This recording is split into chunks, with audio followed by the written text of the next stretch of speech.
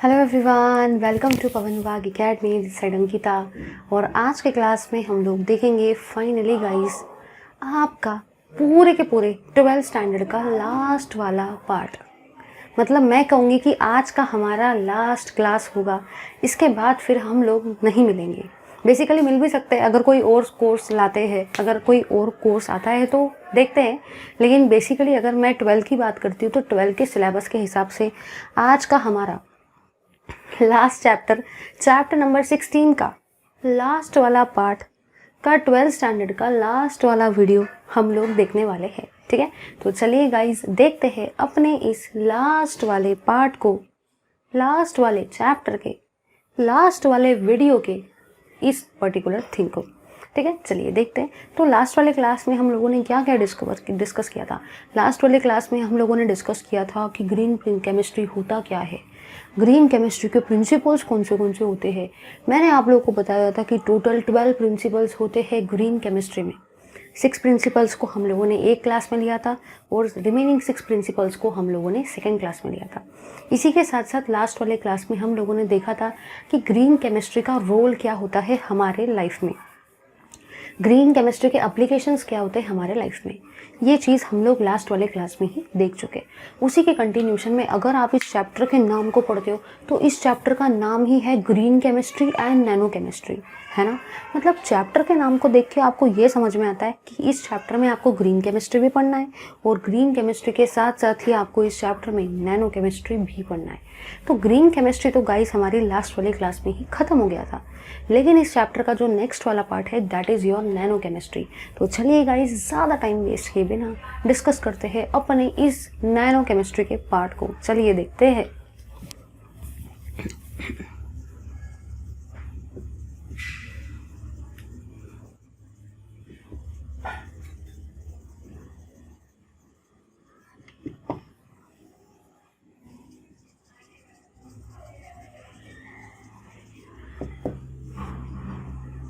चलिए देखते हैं। सबसे पहली और सबसे काम की चीज़, आप लोग बिल्कुल भी टेंशन मत लो, इसी वीडियो के लिंक में आपको ये वाला चैप्टर मिल जाएगा। ठीक है, तो ये वाला जो वीडियो है इसके लिंक पे आप लोग देख लेना, आपको ये पूरा का पूरा चैप्टर नोट्स के फॉर्म में मिल जाएगा। वहाँ से आप लोग इसको डाउनलोड कर लो। हो सके तो उस चैप्टर को बुक से मत पढ़ना, क्योंकि बुक में बहुत सारी एक्स्ट्रा थ्योरी दे रखी है और आपको उतनी थ्योरी थोड़ी लिखनी है पेपर में। आपको तो लिमिटेड पॉइंट्स चाहिए जो कि मैं आपको इस नोट्स में दे रही हूँ। तो प्लीज़ प्लीज़ प्लीज़ सारे के सारे उस लिंक से PDF को डाउनलोड कर लो। ठीक है, चलिए बढ़ते हैं अपने टॉपिक की तरफ। तो अभी हम लोग इंट्रोडक्शन टू नैनो केमिस्ट्री देखने वाले हैं।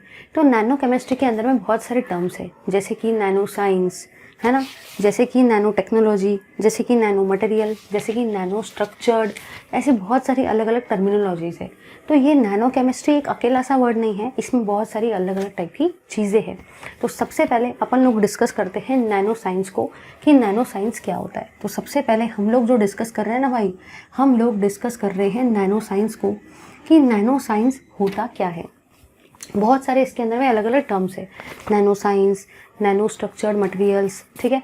इसी के साथ साथ उसके बाद में नैनो टेक्नोलॉजी, ऐसी बहुत सारी चीज़ें हैं। ठीक है, चलिए देखते हैं कि बेसिकली नैनो साइंस होता क्या है। The study of phenomena of manipulation of material at the atomic molecular and micromolecular scale is known as nano science. तो बेसिकली साइंस जो है, बेसिकली अगर हम बात करते हैं साइंस की, तो साइंस मतलब ऐसी कोई चीज़ जिसमें हम लोग कुछ डिस्कवर करने वाले हैं। ठीक है, कुछ न्यू चीज़, कुछ न्यू टाइप का रिसर्च करने वाले हैं, वो होता है आपका साइंस।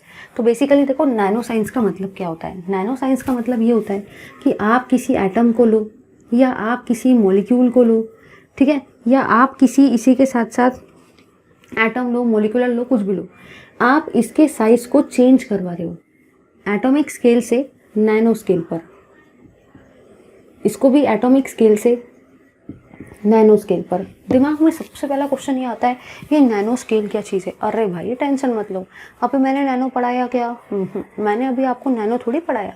अभी तो सिर्फ मैं आपको एक ओवरऑल आइडिया दे रही हूँ कि आपको याद रखना है कि नैनो साइंस में बेसिकली आप किसी भी एटम को कन्वर्ट करते हो नैनो स्केल पे, मतलब किसी भी एटम को लेके जाते हो नैनो स्केल पे, या किसी भी मॉलिक्यूल को आप नैनो स्केल पे लेके जाते हो, तो उसको आप लोग नैनो साइंस बोलते हो। ठीक है, तो कोई भी एटम को या कोई भी मॉलिक्यूल को आप एटॉमिक लेवल से या मॉलिक्यूलर लेवल से चेंज करते हो नैनो स्केल पर, है ना, मतलब उसका साइज चेंज करवा रहे हो आप एटॉमिक स्केल से नैनो स्केल की तरफ, इसीलिए उसका नाम क्या होता है, नैनो साइंस। ठीक है, चलिए आगे बढ़ते हैं। नेक्स्ट है आपका नैनो टेक्नोलॉजी। चलिए नैनो साइंस के बाद में हम लोग देखते हैं नैनो टेक्नोलॉजी को, कि बेसिकली ये नैनो टेक्नोलॉजी होता क्या है। चलिए देखते हैं नैनो टेक्नोलॉजी को। ठीक है, the design, characterization, production and application of structure, device and system by controlling the shape and size at nanometre scale is called as nano technology. ठीक है, तो बेसिकली नैनो टेक्नोलॉजी में आप लोग क्या करने वाले हो, कुछ न्यू डिस्कवर करने वाले हो, कुछ न्यू थिंग जो है उसकी डिस्कवरी करने वाले हो, उसके स्ट्रक्चर के बारे में, उसके डिज़ाइन के बारे में, उसके कैरेक्टरिस्टिक्स के बारे में, उसके प्रोडक्शन के बारे में, उसके एप्लीकेशंस के बारे में, ये सब आप डिस्कवर करने वाले हो नैनो टेक्नोलॉजी में। लेकिन आपको ये बात बहुत अच्छे से याद रखना है कि आप नैनो टेक्नोलॉजी के अंदर में जो भी नई चीज़ की डिस्कवरी करने वाले हो, उसमें जो भी एटम या जो भी मॉलिक्यूल आप कंसिडर करेंगे वो करेंगे एट नैनो स्केल। ये आपको बहुत अच्छे से याद रखना है, क्योंकि जाहिर सी बात है जब आपने नैनो साइंस की बात किया तो उसमें भी नैनो वर्ड आ रहा था, मतलब आप एटम और मॉलिक्यूल को नैनो स्केल पे लेके जा रहे थे, इसीलिए उसका नाम था नैनो साइंस। यहाँ पे है नैनो टेक्नोलॉजी। टेक्नोलॉजी का मतलब होता है कुछ तो भी नया डिस्कवर करना, न्यू चीज़ को डिस्कवर करना, न्यू कैरेक्टराइजेशन करना, न्यू प्रोडक्शन करना, अलग अलग एप्लीकेशंस को निकालना, स्ट्रक्चर्स निकालना, तो बेसिकली वो सब आता है आपके नैनो टेक्नोलॉजी में। लेकिन आपको ये भी याद रखना है कि नैनो टेक्नोलॉजी में आप लोग किसी भी चीज़ की जो भी डिस्कवरी करेंगे उसमें आपको नैनो स्केल पे ही उस चीज़ को लेना है, क्योंकि नाम है नैनो टेक्नोलॉजी। मतलब टेक्नोलॉजी तो कुछ ना कुछ आप लाने वाले हो, कुछ ना कुछ नई चीज़ तो डिस्कवर करने वाले हो, लेकिन एटम्स या मॉलिक्यूल्स को नैनो स्केल पे कंसिडर करके। ठीक है, चलिए आगे बढ़ते हैं। अब अपन को दिमाग में सबसे पहला क्वेश्चन आता है कि ठीक है, मैंने नैनो साइंस भी देख लिया, नैनो टेक्नोलॉजी भी देख लिया, लेकिन ये नैनो का मतलब क्या होता है।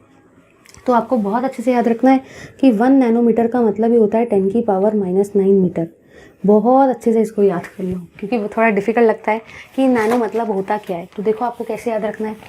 अगर आप ध्यान से देखते हो तो 9 के स्पेलिंग में भी NINE आता है और नैनो के स्पेलिंग में भी NANO आता है, मतलब इसमें भी n आता है, इसमें भी n आता है। तो इससे आप लोग याद रख सकते हो कि 1 नैनोमीटर मतलब 10 की पावर -9 मीटर होता है। कैसे याद रखोगे, याद आपको ऐसे रखना है, क्योंकि नैनो के स्पेलिंग में भी आता है n और 9 के स्पेलिंग में भी आता है n, मतलब 1 नैनोमीटर मतलब ही 10 की पावर -9 मीटर। ठीक है, चलिए आगे बढ़ते। तो अभी तक हम लोगों ने देखा नैनो साइंस को, नैनो टेक्नोलॉजी को, और नैनो का मतलब होता क्या है। अब हम लोग देखते हैं नैनो मटेरियल क्या होता है। चलिए गाइस डिस्कस करते हैं नैनो मटेरियल और नैनो स्ट्रक्चर्ड मटेरियल को।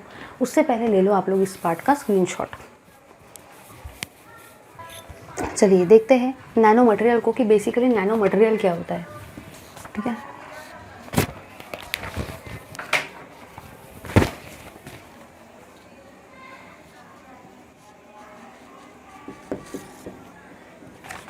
चलिए देखते हैं।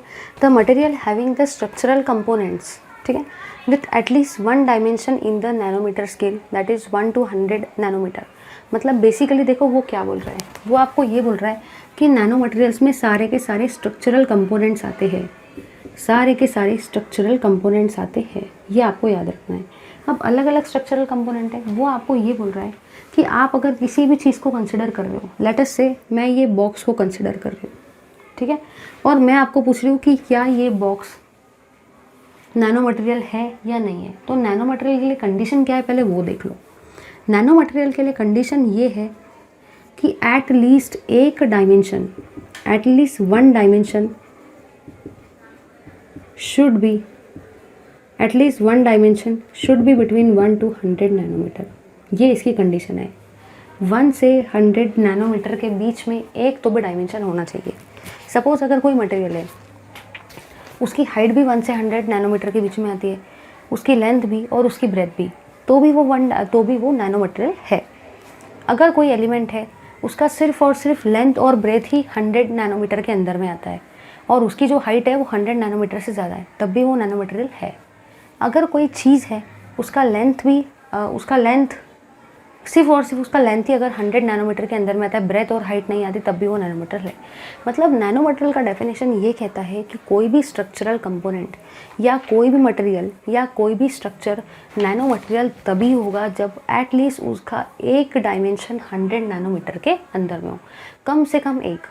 अगर एक से ज़्यादा डायमेंशन 100 नैनोमीटर के अंदर में तो बहुत ही बढ़िया बात है, लेकिन कम से कम एट लीस्ट एक डायमेंशन तो भी नैनोमीटर के अंदर में होना चाहिए। देखो इधर कैसे, अगर आप ध्यान देते हो तो कहना मुझे यहाँ पे ये है कि अगर सपोज़ इसकी हाइट 1 से 100 नैनोमीटर के बीच में, ठीक है, ब्रेथ जो है वो 100 नैनोमीटर से ज़्यादा है, ठीक है, और लेंथ जो है वो भी 100 नैनोमीटर से ज़्यादा है। आगे देखते हैं, अगर किसी चीज़ की लेंथ अगर किसी चीज़ की हाइट 100 नैनोमीटर के अंदर में, ठीक है, ब्रेथ उसकी 100 नैनोमीटर के अंदर में, बट उसकी लेंथ 100 नैनोमीटर से ऊपर है। एक और चीज़ कंसिडर कर लेते, हाइट, ब्रेथ और लेंथ तीनों 100 नैनोमीटर के अंदर में है।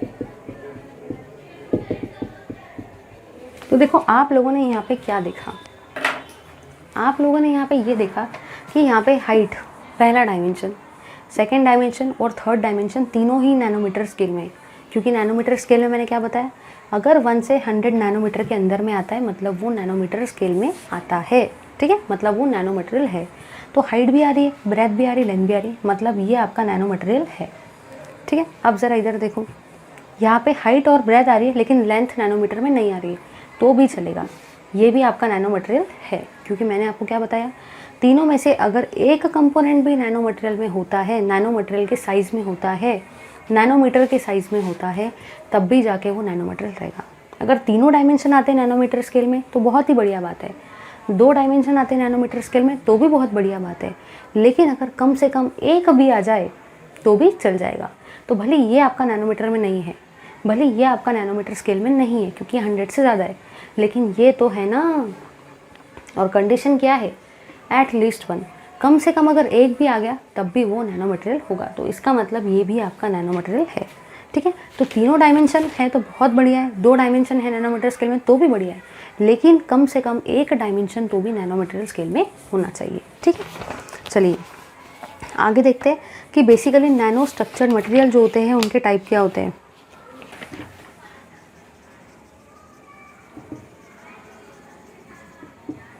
अभी इस साइड में पार्टीशन की ज़रूरत नहीं क्योंकि अभी ये चार्ट पूरा स्पेस ले लेगा। तो जो भी आपके नैनो स्ट्रक्चर होते हैं ना, उसके टोटल 3 टाइप होते हैं, ठीक है। पहला टाइप होता है आपका 1 dimensional nano structure, sorry 0 dimensional nano structure.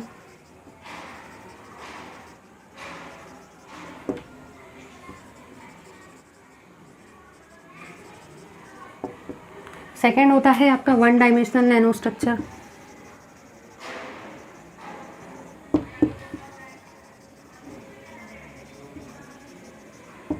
और थर्ड होता है आपका 2 dimensional nano structure.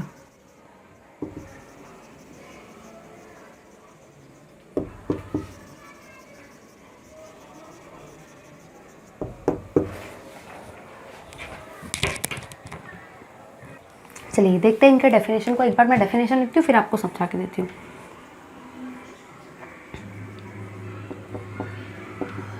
The structure in which all the 3 dimension are in nanometer scale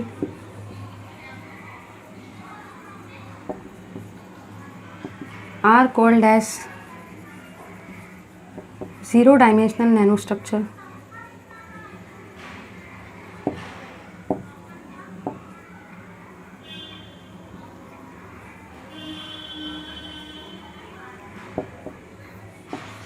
इसका भी डेफिनेशन लिखते हैं, the structure in which, tension मत लो समझा के दे दूँगी, the structure in which only two dimension are in nanometer scale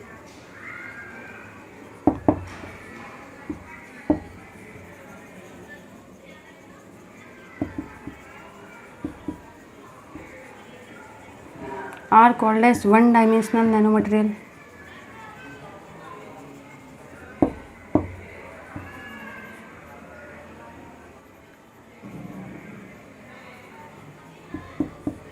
अब है 2 dimensional,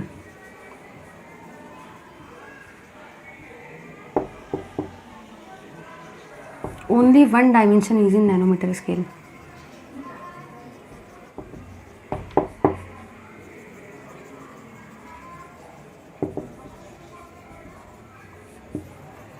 are called as two-dimensional nanostructure.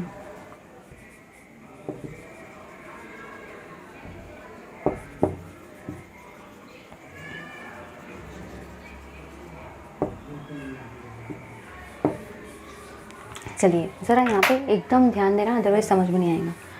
सबसे पहला है zero dimensional nano structure. Zero dimensional का मतलब ये होता है, ध्यान देना, all the three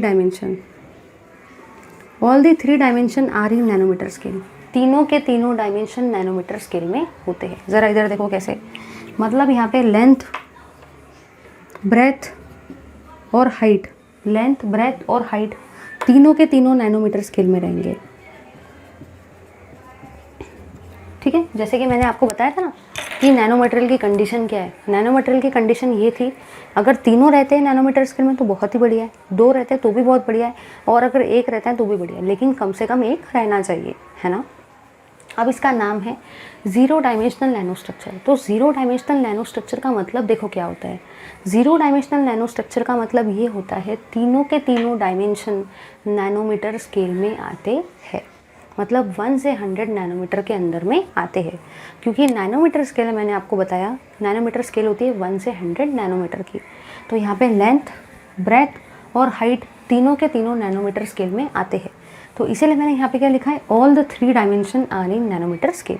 तो ज़ीरो डायमेंशनल नैनोमीटर का मतलब क्या होता है, ज़ीरो डायमेंशन नैनो स्ट्रक्चर का मतलब ये होता है कि तीनों के तीनों डायरेक्शन लेंथ, ब्रेथ और हाइट नैनोमीटर स्केल में आते हैं। देखो इधर, सपोज़ अगर मैं ये इस चीज़ को कंसिडर करती हूँ, ये एक डॉट है, इसका नाम क्या है, डॉट। तो इसका लेंथ भी नैनोमीटर स्केल में, ब्रेथ भी नैनोमीटर स्केल में और हाइट भी नैनोमीटर स्केल में। तो ये आपका ज़ीरो डायमेंशनल नैनो स्ट्रक्चर होगा, क्योंकि ये डॉट है, दिख रहा है ना सबको डॉट। तो ऐसे आप लोग इसको याद रख सकते हो। तो डॉट जो है वो बहुत छोटा है, लेंथ, ब्रेथ और हाइट तीनों ही उसके नैनोमीटर स्केल में है। आगे देखते हैं वन डायमेंशनल नैनो स्ट्रक्चर। अब देखो वन डायमेंशनल का मतलब क्या होता है। Only 2 dimension are in nanometer scale. सिर्फ और सिर्फ 2 ही डायमेंशन होंगे। मतलब अगर हम लोग ऐसा कह सकते हैं कि सपोज़ अगर ब्रेथ और हाइट नैनोमीटर स्केल में है, सपोज़ अगर ब्रेथ और हाइट नैनोमीटर स्केल में है, तो जो भी आपकी लेंथ है ना वो नैनोमीटर स्केल में नहीं है। मतलब सिर्फ और सिर्फ 2 ही डायमेंशन नैनोमीटर स्केल में है। ब्रेथ और हाइट नैनोमीटर स्केल में है, लेंथ नैनोमीटर स्केल में नहीं। या तो आप ऐसा भी कह सकते हैं कि ब्रेथ नैनोमीटर स्केल में नहीं, हाइट और लेंथ है। तो ज़रूरी नहीं कि ब्रेथ और हाइट ही नैनोमीटर स्केल में रहेगा। ब्रेथ इधर आ सकता है, लेंथ इधर आ सकता है, कुछ भी हो सकता है। लेकिन मैंने आपको क्या बताया, अगर तीनों के तीनों डायमेंशन नैनोमीटर स्केल में है तो उसको आप zero dimensional nano structure material बोलेंगे। और अगर सिर्फ और सिर्फ 2 ही डायमेंशन नैनोमीटर स्केल में है और 1 डायमेंशन नैनोमीटर स्केल में नहीं है तो उसको आप लोग one dimensional nano structure material बोलेंगे। जैसे कि अगर मैं लेती हूँ इस टाइप की चीज़ को, ज़रा ध्यान देना इधर, अगर मैं इस टाइप की चीज़ को ले रही हूँ तो आप लोगों ने यहाँ पे ये देखा कि इस चीज़ की जो ब्रेथ है, इस चीज़ की जो ब्रेथ है वो आपकी नैनोमीटर स्केल में, इस चीज़ की जो हाइट है वो भी आपकी नैनोमीटर स्केल में। बट क्या ये जो लेंथ है आपको ये नैनोमीटर स्केल में दिख रही है? नहीं, मतलब लेंथ नैनोमीटर स्केल में नहीं है ना। अगर आप इसको देखते हो तो यहाँ पे लेंथ, ब्रेथ और हाइट तीनों ही नैनोमीटर स्केल में, तो ये ज़ीरो डायमेंशनल नैनो स्ट्रक्चर है। बट अगर आप यहाँ देखते हो तो यहाँ पे आपकी ब्रेथ नैनोमीटर स्केल में है, हाइट भी नैनोमीटर स्केल में, लेकिन लेंथ नैनोमीटर स्केल में नहीं है। मतलब सिर्फ और सिर्फ 2 ही डायमेंशन नैनोमीटर स्केल में है। तो इसको आप लोग क्या बोलेंगे, वन डायमेंशनल नैनो स्ट्रक्चर्स। चलिए आगे देखते हैं कि बेसिकली ये 2 डायमेंशनल नैनो स्ट्रक्चर का मतलब क्या होता है। 2 डायमेंशनल नैनो स्ट्रक्चर का मतलब क्या होता है, ज़रा इधर देखना। ओनली वन डायमेंशन एक सेकेंड,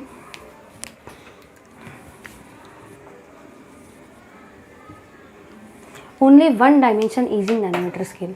सिर्फ और सिर्फ एक ही डायमेंशन नैनोमीटर स्केल में रहता है।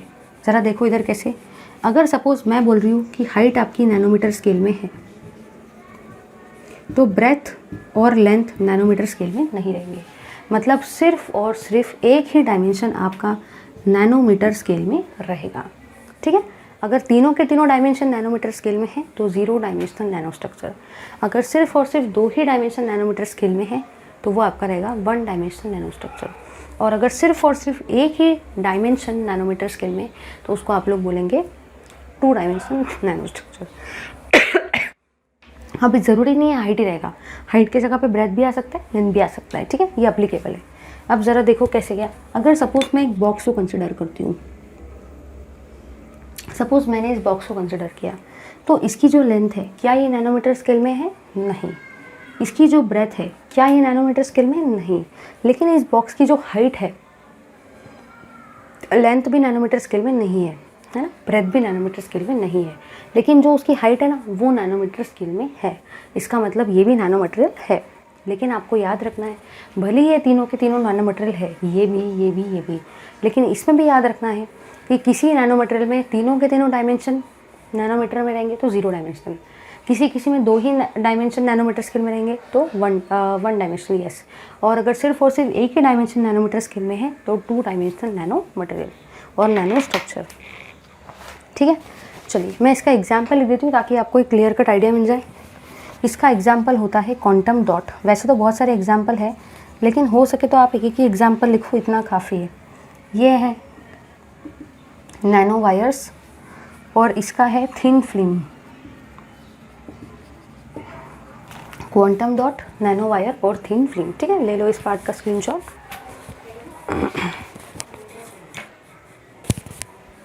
चलिए ये तो हम लोगों ने देख लिया। अब हम लोग देखते हैं नैनो केमिस्ट्री को। चलिए डिस्कस करते हैं नैनो केमिस्ट्री।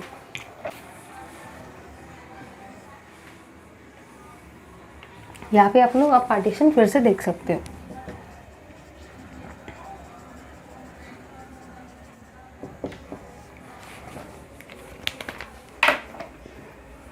चलिए देखते हैं नैनो केमिस्ट्री का मतलब क्या होता है। The combination of chemistry and nano science which deals with designing synthesis materials of nanoscale with a different size, shape, structure, composition and organization into functional architectures। मतलब basically अगर मैं बात करती हूँ नैनो केमिस्ट्री का तो ये 2 वर्ड के कॉम्बिनेशन से बना है। देखो कौन से 2 word, nano science and chemistry. Nano science और केमिस्ट्री ऐसे 2 वर्ड के कॉम्बिनेशन से आपका बना है नैनो केमिस्ट्री। मतलब हम लोग ये कह सकते हैं कि ये केमिस्ट्री का भी पार्ट है क्योंकि इसमें केमिस्ट्री भी है, इसी के साथ साथ इसमें नैनो साइंस भी है। मतलब 2 टाइप की चीज़ें वहाँ पे हम यूज़ कर रहे हैं। पहली चीज़ है नैनो साइंस और सेकंड चीज़ है केमिस्ट्री। जब भी हम लोग कॉम्बिनेशन करवाते हैं नैनो साइंस का और केमिस्ट्री का तो उससे आपका बनता है नैनो केमिस्ट्री, ठीक है। नैनो केमिस्ट्री का पहला काम है कि डिज़ाइन करना, सिंथेसाइज करना। सबसे पहले तो आप डिज़ाइन करेंगे, मतलब आप सोचेंगे कि कौन सा नैनो मटेरियल मैं बनाऊँगा। पहले आपको सोचना पड़ेगा कि कौन सा नैनो मटेरियल मैं बनाऊँ, किस टाइप का नैनो मटेरियल मुझे बनाना है। तो आपने सोच लिया, मतलब आपका थिंकिंग प्रोसेस हो गया। अब अगर आपकी थिंकिंग हो गई, सबसे पहले आप सोचेंगे, सोचने के बाद फिर आप उसका डिज़ाइनिंग करेंगे कि बेसिकली मुझे कैसे कैसे करने का है। ये सारी चीज़ें आएंगी डिज़ाइनिंग में। डिज़ाइनिंग के बाद में आप लोग करेंगे उसको सिंथेसाइज, मतलब आप लोग उस चीज़ को सिंथेसाइज मतलब बनाना शुरू कर देंगे। पहले आपने सोचा और डिज़ाइन किया कि हाँ मुझे ऐसा ऐसा बनाना है, फिर आपने उस चीज़ को बनाया, मतलब उसको सिंथेसाइज किया, ठीक है। उसके बाद में आप उसका करते हैं कैरेक्टराइजेशन, और फिर कैरेक्टराइजेशन होने के बाद में उसको अलग अलग जगह पे अप्लाई करते हैं, मतलब ये आप लोग करवाते हैं उसका अप्लीकेशन, ठीक है। तो आप लोगों ने यहाँ पे ये देखा कि नैनो केमिस्ट्री 2 चीज़ों के कॉम्बिनेशन से बनता है, नैनो साइंस और केमिस्ट्री। फिर आप लोगों ने यहाँ पे ये देखा कि इसमें आप लोग सबसे पहले तो डिज़ाइनिंग करेंगे, मतलब सोचेंगे कि मुझे क्या बनाना है। डिज़ाइनिंग के बाद में आप लोग क्या करेंगे, सिंथेसिस, मतलब उसका प्रिपरेशन करेंगे, उसको बनाएंगे। प्रिपरेशन मतलब ही होता है सिंथेसिस। उसके बाद में आप लोग उसका कैरेक्टराइजेशन करेंगे। कैरेक्टराइजेशन मतलब ही जैसे कि NMR, IR, UV, सेमटेम, ऐसे अलग अलग टेक्निक्स होती है जिसकी हेल्प से हम लोग देखते हैं कि जो कंपाउंड हमने बनाया, जो कंपाउंड हमने सिंथेसाइज किया है, प्रिपेयर किया, क्या वो सही भी है या नहीं है, या कुछ गलत बनाया है, वो हम लोग कैरेक्टराइजेशन में करते हैं। और लास्ट में हम लोग अगर वो चीज़ सही बन जाती है तो उसको अलग अलग फील्ड में अप्लाई करते हैं, अलग अलग थिंग्स के लिए, ठीक है। चलिए आगे बढ़ते हैं। बेसिकली अगर मैं बात करती हूँ आपके सनस्क्रीन की, तो आप लोगों को पता होगा कि बहुत लोग सनस्क्रीन का यूज़ करते हैं। तो जब आप लोग धूप में जाते हो, मतलब सनलाइट के प्रेजेंस में आप अगर कहीं जा रहे हो तो अगर आपने अपने फेस को सनस्क्रीन लगाया है तो सनस्क्रीन लगाने के बाद जो भी सनलाइट के अंदर में अल्ट्रावायलेट रेज है वो आपके स्किन को अफेक्ट नहीं होने देती। उसका रीज़न ये होता है कि जो सनस्क्रीन होता है उसके अंदर में भी नैनो मटेरियल ही प्रेजेंट होता है, मतलब ही नैनो पार्टिकल प्रेजेंट होता है। तो सनस्क्रीन में आपका नैनो पार्टिकल जो प्रेजेंट होता है वो होता है ZNO एंड TiO2। तो याद रखना है कि जो सनस्क्रीन होती है उसके अंदर में 2 टाइप के नैनो पार्टिकल होते हैं। पहला होता है TiO2 नैनो पार्टिकल और सेकंड होता है ZNO। ये दो नैनो मटेरियल से, ये दो नैनो पार्टिकल से बनती है आपकी सनस्क्रीन, जो आपको जब आप सनलाइट में जाते हो तो सनलाइट के अंदर प्रेजेंट अल्ट्रावायलेट रेजेस से आपको सेव करती है और आपके स्किन को डैमेज नहीं होने देती और आपके स्किन के ग्लो को मेंटेन रखती है। ठीक है, चलिए अब हम लोग देखते हैं basically characteristic features of nano particles. तो अगर आप लोग इस साइड को देखते हो जो मैं आपको दिखाना चाहती हूँ, तो यहाँ पे एक चार्ट बन रखा है। ये चार्ट आपको यहाँ पे दिख जाएगा, देखिए उसको। तो characteristic features of nano particles में आपको दिखेगा colour, surface area, catalytic activity, thermal property, electrical conductivity और मैकेनिकल प्रॉपर्टी। तो मतलब अगर मैं बात करूँ तो हमको ये सारी प्रॉपर्टीज़ 1 बाय 1 डिस्कस करना है। सबसे पहले हम लोग डिस्कस करेंगे कलर पे कि बेसिकली नैनो पार्टिकल का कलर कैसे क्या होता है। मतलब हम लोग डिस्कस कर रहे हैं आपकी फर्स्ट वाली फीचर को, फर्स्ट वाली प्रॉपर्टी को नैनो पार्टिकल के, जिसका नाम है कलर। चलिए डिस्कस करते हैं कि बेसिकली कलर ये जो प्रॉपर्टी है आपके नैनो मटेरियल की या नैनो पार्टिकल की वो क्या कहती है। चलिए देखते हैं उस चीज़ को।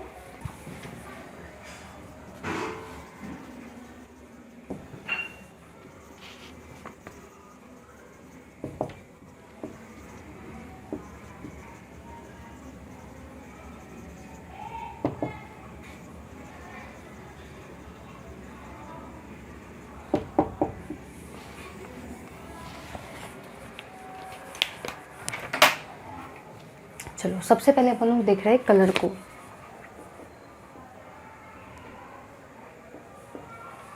चलिए देखते हैं। कलर एक ऑप्टिकल प्रॉपर्टी है। ऑप्टिकल प्रॉपर्टी मतलब, ऑप्टिकल का मतलब ये होता है लाइट के प्रेजेंस में जो आपको दिखता है। अब आप ही बताओ, अगर मैंने सपोज ये रूम में अंधेरा कर दिया तो आपको क्या मैं दिखूंगी? क्या आपको ये व्हाइट बोर्ड दिखेगा? मतलब आपको लाइट के प्रेजेंस में ये सब कुछ दिख रहा है। अगर लाइट नहीं तो कलर नहीं है। भले रूम में अलग अलग कलर प्रेजेंट होंगे, भले मेरे टी शर्ट का कलर अलग है, मेरे पैंट का कलर अलग है, मेरे वॉच का कलर अलग है, ठीक है, मेरे स्किन का कलर अलग है, लेकिन ये स्किन, ये वॉच, ये सारी चीज़ें का अलग अलग कलर ये आपको इसीलिए दिख रहा है क्योंकि ये रूम में लाइट है। अगर ये रूम में लाइट नहीं होता था तो कलर भी आपको नहीं दिखता था, है ना।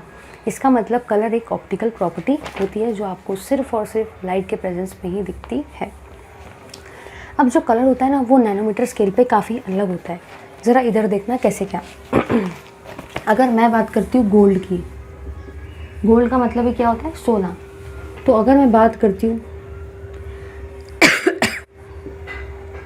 एट एलिमेंटल स्केल, अगर मैं एलिमेंटल स्केल की बात करती हूँ, मतलब अपना रियल सोने की बात करती हूँ, तो सोने का कलर कैसा होता है? Yellow colour.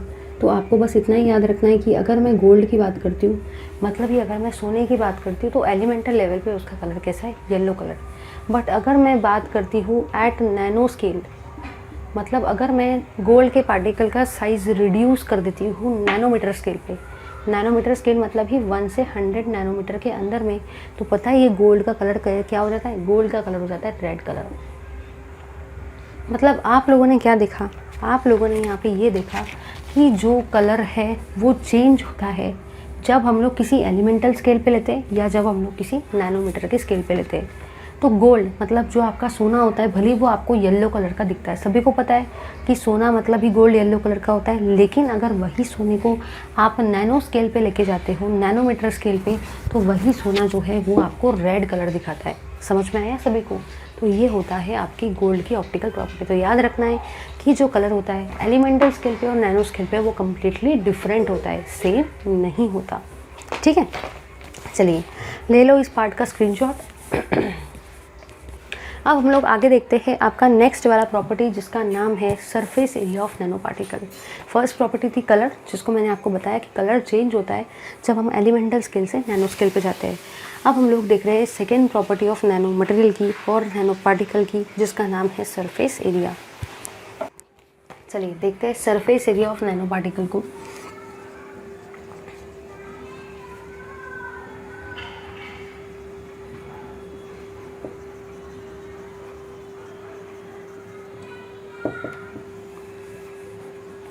ठीक है, चलिए देखते हैं कि surface area of nano particle क्या कहता है। सबसे पहले एक मैंने नैनो मटेरियल को लिया, हम लोग पहले एक नैनो मटेरियल को ले लेते हैं।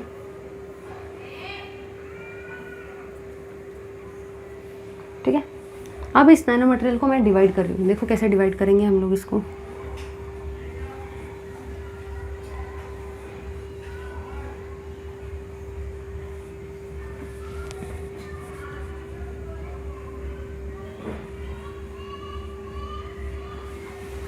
ठीक है, ज़रा ध्यान देना, कहना मुझे ये है आपने इसको डिवाइड किया, तो पहले मैंने इसको 2 हिस्सों में डिवाइड किया, इसको मैंने 2 हिस्सों में इस तरीके से डिवाइड कर दिया, फिर मैंने इसको 2 की जगह 3 हिस्सों में और डिवाइड किया।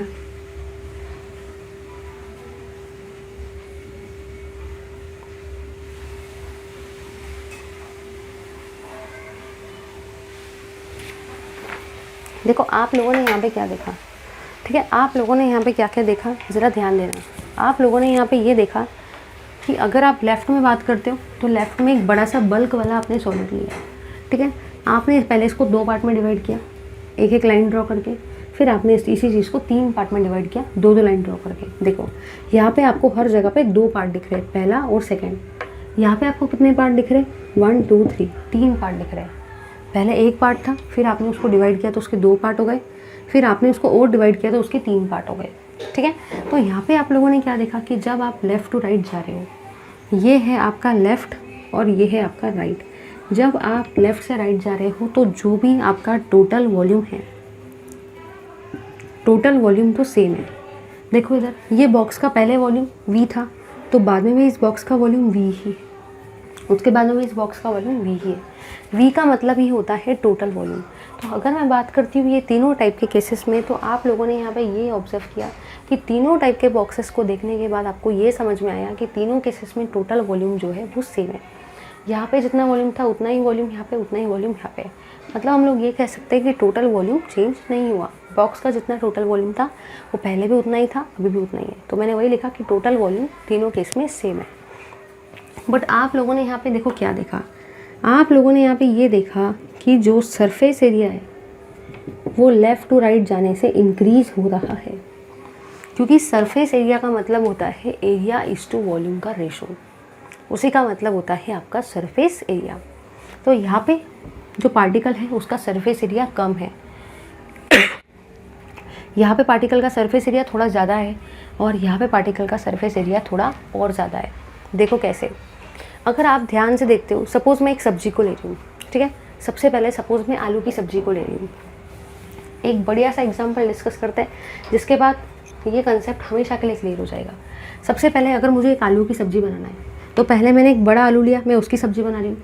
फिर मैंने आलू को 2 पार्ट में काट दिए, फिर मैं उसकी सब्ज़ी बना रही हूँ। और फिर मैंने आलू को टोटल 4 पार्ट में काट दिए और मैं उसकी सब्ज़ी बना रही हूँ। तो देखो आप लोगों ने यहाँ पे क्या देखा, ये कंसेप्ट बहुत बढ़िया है। पहले मैंने आलू की सब्ज़ी सपोज़ मुझे बनाना है, ठीक है, मुझे आलू की सब्ज़ी अगर बनाना है तो पहले मैंने बड़ा सा आलू ले लिया, उसकी सब्ज़ी बना ली, या तो फिर मैंने आलू को 2 हिस्से में काट दिया, या तो मैंने आलू को 4 हिस्से में काट दिया। तो अब आप ही बताओ कि अगर मुझे सब्ज़ी बनाना है तो सबसे ज़्यादा टेस्टी सब्ज़ी कौन सी बनेगी, फर्स्ट वाली, सेकेंड वाली या थर्ड वाली? अगर आप ध्यान देखते हो तो थर्ड वाली सब्ज़ी सबसे ज़्यादा टेस्टी बनेगी। रीज़न ये है, इसमें आलू को बाहर से मसाला बहुत अच्छे से लग जाएगा, लेकिन अंदर के पार्ट को मसाला नहीं लगेगा, जिसमें वो आलू अंदर से एज इट इज़ आलू जैसा ही रहेगा, मतलब उसको मसाला नहीं लगेगा। अगर आप यहाँ पे देखते हो तो यहाँ पे बाहर से तो मसाला बढ़िया लगेगा ही, लेकिन अंदर से भी इस साइड से मसाला बहुत अच्छे से लग जाएगा। बट अगर मैं थर्ड वाले केस की बात करूँ तो थर्ड वाले केस में सब्ज़ी सबसे ज़्यादा टेस्टी बनेगी, क्योंकि मसाला यहाँ भी लगेगा, यहाँ भी लगेगा, यहाँ भी, वैसे यहाँ पे भी हर तरफ आपको मसाला लगेगा। मतलब वो आलू जो है अंदर से कच्चा नहीं रहेगा, क्योंकि हर तरफ से उसको मसाला लगेगा। तो कहना मुझे ये है कि जब आप लेफ़्ट टू राइट गए तो टोटल वॉल्यूम तो सेम ही था, जितना इस आलू का वॉल्यूम था उतना ही वॉल्यूम इस आलू का भी है, क्योंकि वो तो वही आलू है ना, उतना ही वॉल्यूम इस आलू का भी है। मतलब टोटल वॉल्यूम तो तीनों आलू का सेम ही है। लेकिन आपने ये देखा कि इस आलू का सरफेस एरिया बहुत ही कम है, पूरे पार्ट में मसाला नहीं लग पाएगा, सरफेस कम है। इस आलू की सरफेस थोड़ी ज़्यादा है, क्योंकि यहाँ से भी की सरफेस मिल तो और ज़्यादा टेस्टी सब्ज़ी बनेगी। बट अगर मैं वही बात करती हूँ इस वाले आलू की, तो इस आलू की सब्ज़ी सबसे ज़्यादा टेस्टी रहेगी। रीज़न सबसे बड़ा ये है क्योंकि इसका जो सरफेस एरिया है वो ज़्यादा है। जितना ज़्यादा सरफेस एरिया रहता है उतनी ज़्यादा टेस्टी सब्ज़ी बनेगी, क्योंकि उतना ज़्यादा मसाला उस आलू को स्टिक होगा। समझ में आया? इन द सेम फैशन यहाँ पे टोटल वॉल्यूम सेम है, यहाँ पे भी सेम है, यहाँ पे भी सेम है, लेकिन लेफ़्ट टू राइट जाने से पहले इसका एक ही पीस था, फिर आपने उसको 2 पीस किए, समझ जाओ वो आलू है, फिर आपने उसको 3 से 4 पीस किए, तो सबसे ज़्यादा टेस्टी सब्ज़ी इसमें बनेगी क्योंकि इसका सरफेस एरिया कैसा है, ज़्यादा। तो ये तीनों के केस में इसको आपने 2 पार्ट में डिवाइड किया, इसको आपने 3 पार्ट में डिवाइड किया, मतलब आप इसको काटेंगे और इसको अलग अलग पीसेस में निकालेंगे। अभी मैंने आपको एक साथ दिखाया, बट ये अलग अलग पीसेस में निकलेंगे, तो इसमें सरफेस एरिया सबसे ज़्यादा रहेगा। ठीक है, चलिए, तो ये हुआ आपका surface area of nano particle. तो जैसे जैसे आप साइज़ को डिक्रीज़ करते जाते हो, नैनोमीटर स्केल पे लेके जाते हो, तो वैसे वैसे आपका सरफेस एरिया इंक्रीज़ होता है। ले लो इस पार्ट का स्क्रीनशॉट।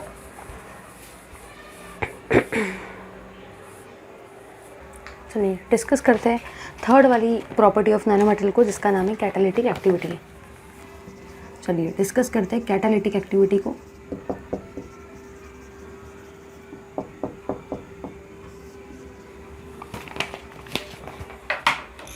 चलिए अब हम लोग देखते हैं कि बेसिकली कैटालिटिक एक्टिविटी होता क्या है।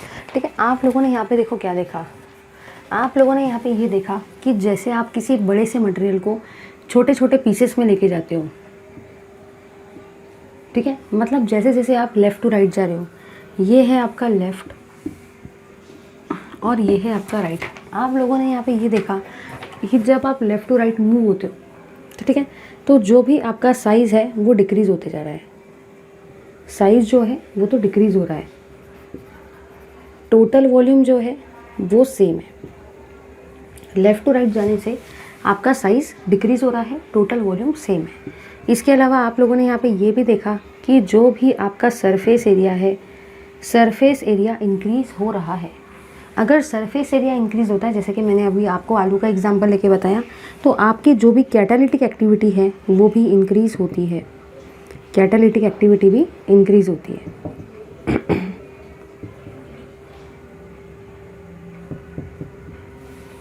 तो ठीक है, एक बार अपन लोग डिस्कस कर लेते हैं सारी चीज़ों को। आप लोगों ने यहाँ पे ये देखा कि जब आप लेफ़्ट टू राइट जाते हो, तो लेफ़्ट टू राइट जाने से साइज़ जो है वो तो डिक्रीज़ होते जा रहा है। पहले बड़ा था, फिर छोटा हुआ, छोटा हुआ, मतलब लेफ़्ट टू राइट जाने से आपका साइज़ क्या हो रहा है, डिक्रीज़ हो रहा है। सबसे पहला पॉइंट। सेकेंड पॉइंट, आप लोगों ने यहाँ पे ये देखा कि जितना टोटल वॉल्यूम था वो तीनों का सेम है। तो लेफ़्ट टू राइट जाने से साइज़ डिक्रीज़ हो रहा है, टोटल वॉल्यूम आपका सेम है, जो सरफेस एरिया है वो आपकी इंक्रीज़ हो रहा है। मैंने बताया ना, जैसे जैसे आलू को हम छोटा छोटा साइज़ लेंगे सब्जी उतनी ही ज़्यादा टेस्टी लगेगी। तो सरफेस एरिया इंक्रीज़ हो रहा है। अगर सरफेस एरिया इंक्रीज़ होती है तो जो भी आपकी कैटालिटिक एक्टिविटी रहेगी वो भी क्या होगी, वो भी इंक्रीज़ होगी। ठीक है, चलिए आगे देखते हैं। नेक्स्ट है आपकी, वैसे आप लोग चार्ट में देख सकते हो, मैंने एक छोटा सा चार्ट बनाया, वो आप लोग सारी चीज़ें यहाँ पे देख सकते हो। ठीक है, चलिए अब हम लोग देखते हैं आपकी नेक्स्ट टाइप की प्रॉपर्टी को ऑफ नैनो मटेरियल, जिसका नाम है थर्मल प्रॉपर्टी। और उसी थर्मल प्रॉपर्टी में अगर आप ध्यान देते हो तो थर्मल नाम से आपको एक चीज़ समझ में आती है कि कहीं ना कहीं आप मेल्टिंग या बॉइलिंग पॉइंट का कुछ कंसेप्ट है, क्योंकि उसका नाम है थर्मल, मतलब मेल्टिंग या बॉइलिंग पॉइंट से वो रिलेटेड है। तो थर्मल प्रॉपर्टी में हम लोग जो देखने वाले हैं वो है आपका मेल्टिंग पॉइंट। तो चलिए गाइस, ज़्यादा टाइम वेस्ट किए बिना डिस्कस करते हैं मेल्टिंग पॉइंट को।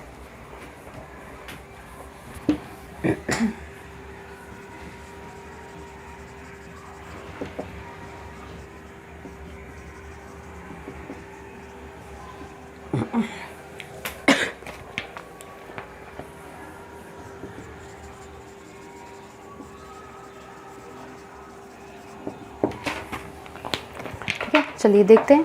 The melting point of nano material changes drastically and depends on size. मतलब जो भी मेल्टिंग पॉइंट होता है नैनो मटेरियल का या किसी भी मटेरियल का, वो साइज़ के ऊपर डिपेंड होता है। ये आपको याद रखना है कि जो भी मेल्टिंग पॉइंट होता है वो हमेशा साइज़ के ऊपर में डिपेंड करता है। याद रखना, जैसे जैसे साइज़ चेंज होता है वैसे वैसे उस चीज़ का मेल्टिंग पॉइंट भी चेंज होता है। ठीक है, melting point of bulk sodium is 371, melting point of cluster of 10,000 item is 303 and melting point of cluster of 1000 atom of sodium is 288 Kelvin। मतलब आप लोगों ने यहाँ पे ये देखा कि मेल्टिंग पॉइंट जो होता है वो साइज़ के साथ में चेंज होते जाता है। एक सेकेंड,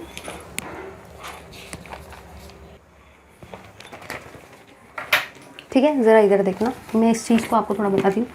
अगर मैं लेती हूँ बल्क सोडियम को, बल्क सोडियम मेटल को मैं ले रही हूँ, बल्क मतलब ऐसा बहुत बड़ा डल्ला है, ठीक है। फिर मैं ले रही हूँ आपके क्लस्टर ऑफ 10,000 सोडियम एटम्स को, क्लस्टर ऑफ 10,000 सोडियम एटम मतलब एक ऐसा बल्क, एक ऐसा है जिसमें अलग अलग 10,000 सोडियम एटम है।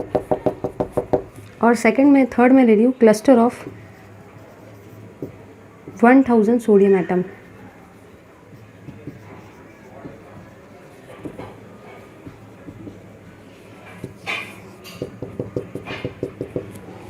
ठीक है। तो मैंने क्या बताया कि पहले केस में भी मैंने सोडियम ही लिया है, सेकंड केस में भी मैंने सोडियम ही लिया है, और थर्ड केस में भी मैंने सोडियम ही लिया है। तो तीनों केसेस में मैंने सोडियम ही लिया है। पहले केस में अपन ने बहुत बड़ा सोडियम का डल्ला ही ले लिया, जिसको अपन लोग बोलते हैं बल्क सोडियम। सेकंड केस में अपन ने क्लस्टर लिया, क्लस्टर मतलब ऐसा जो होता है ना, ऐसा छोटा सा, उसमें अपन ने 10,000 एटम मतलब 10,000 एटम एक दूसरे से अटैच थे, ऐसा क्लस्टर लिया सोडियम का। और तीसरे केस में अपन लोगों ने क्लस्टर लिया जिसमें 1,000 सोडियम के एटम थे। तो आप लोगों ने यहाँ पे देखो क्या देखा, आप लोगों ने यहाँ पे ये देखा कि इसका मेल्टिंग पॉइंट है 371 केल्विन, इसका है 303 केल्विन, और इसका है 288 केल्विन। तो आप लोगों ने यहाँ पे क्या देखा कि जैसे जैसे आप सोडियम का अमाउंट कम कम करते जाएंगे, वैसे वैसे आपका मेल्टिंग पॉइंट भी डिक्रीज़ होगा। देखो जाहिर सी बात है भाई, सीधी सीधी बात अगर मैं बोलूँ ना, तो सीधी सीधी बात ये है कि अगर आप बहुत ज़्यादा कोई भी चीज़ लेते हो तो उसका मेल्टिंग पॉइंट भी बहुत ज़्यादा रहेगा। अगर आप अमाउंट कम करते जाते हो, है ना, एटम का अमाउंट कम कम करते जाते हो, तो मेल्टिंग पॉइंट भी कम होगा। तो अगर आप बल्क सोडियम के मेटल को लेते हो तो मेल्टिंग पॉइंट बहुत ज़्यादा है। वही आपने अगर बल्क सोडियम से थोड़ा सा उसका अमाउंट कम कर दिया, अब आपने क्लस्टर लिया 10,000 एटम का, तो साइज़ मेल्टिंग पॉइंट भी थोड़ा कम हुआ। फिर आपने क्लस्टर लिया 1,000 एटम का, तो मेल्टिंग पॉइंट और भी कम हुआ। तो मतलब जैसे जैसे आप नंबर ऑफ़ एटम को कम कम करते जाएंगे, वैसे वैसा मेल्टिंग पॉइंट भी कम कम होते जाएगा, ठीक है। चलिए अब आगे बढ़ते हैं। बेसिकली नेक्स्ट है आपका मैकेनिकल स्ट्रेंथ और मैकेनिकल प्रॉपर्टी। चलिए देखते हैं अपनी next property of nano material को, जिसका नाम है मैकेनिकल स्ट्रेंथ और मैकेनिकल प्रॉपर्टी। उससे पहले ले लो इस पार्ट का स्क्रीनशॉट, ठीक है। चलिए देखते हैं। चलिए अब हम लोग देखते हैं आपकी नेक्स्ट प्रॉपर्टी को, जिसका नाम है मैकेनिकल स्ट्रेंथ और मैकेनिकल प्रॉपर्टी।